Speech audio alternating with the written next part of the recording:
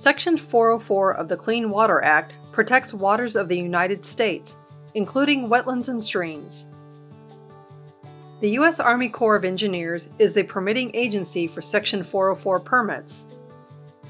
Section 401 of the Clean Water Act requires coordination with MDNR on water quality certification.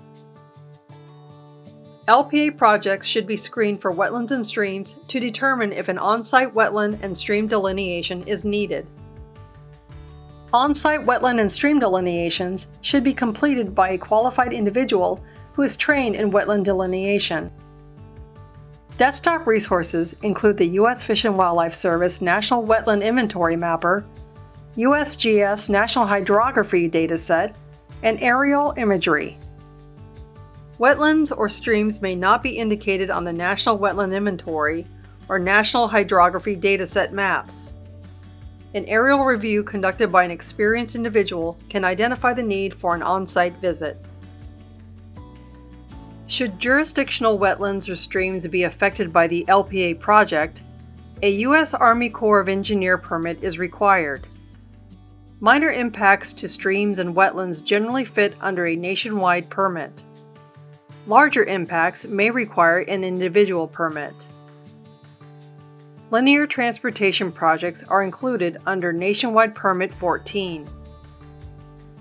Monetary compensatory mitigation may be required for either a nationwide permit or an individual permit.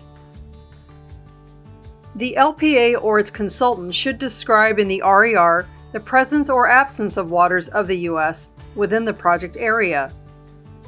Documentation including a National Wetland Inventory or aerial map can be provided to show the presence or absence of waters of the U.S.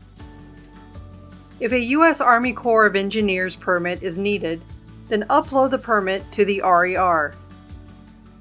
The Federal Highway Administration is the lead federal agency and is required to complete the Threatened and Endangered Species Effects determination.